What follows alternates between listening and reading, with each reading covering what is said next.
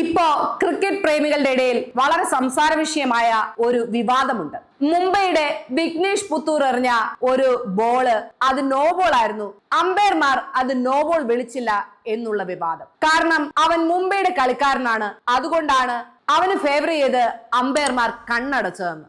ഈ വിവാദത്തിന് തുടക്കം എങ്ങനെയാണെന്ന് ചോദിച്ചാൽ, കഴിഞ്ഞ ദിവസം ഡൽഹി ക്യാപിറ്റൽസും രാജസ്ഥാൻ റോയൽസും തമ്മിൽ കളിച്ചപ്പോ മിച്ചൽ സ്റ്റാർക്ക് സൂപ്പർ ഓവറിൽ എറിഞ്ഞ ഒരു ബോള് നോ ബോൾ ആയി പ്രഖ്യാപിച്ചു. ഇതിനു മുമ്പ് വിഘ്നേഷ് എറിഞ്ഞ പന്തിന്റെ ഫോട്ടോയും മിച്ചൽ സ്റ്റാർക്ക് എറിഞ്ഞ പന്തിന്റെ ഫോട്ടോയും വെച്ച് താരതമ്യം ചെയ്യാൻ തുടങ്ങി. ഒറ്റ നോട്ടത്തിൽ നോക്കിയാൽ ആ ആരോപണം ശരിയാണെന്ന് തോന്നും. ഇവിടെ വേറൊരു കാര്യം ശ്രദ്ധിക്കാനുള്ളത്, വിഘ്നേഷ് എറിഞ്ഞ പന്തിന്റെ വീഡിയോ ആരും പുറത്തുവിടുന്നില്ല. അതിനു പകരം കമ്പാരിസൺ നടത്തുമ്പോ ഫോട്ടോസ് വെച്ചാണ് കമ്പാരിസൺ നടത്തുന്നത്.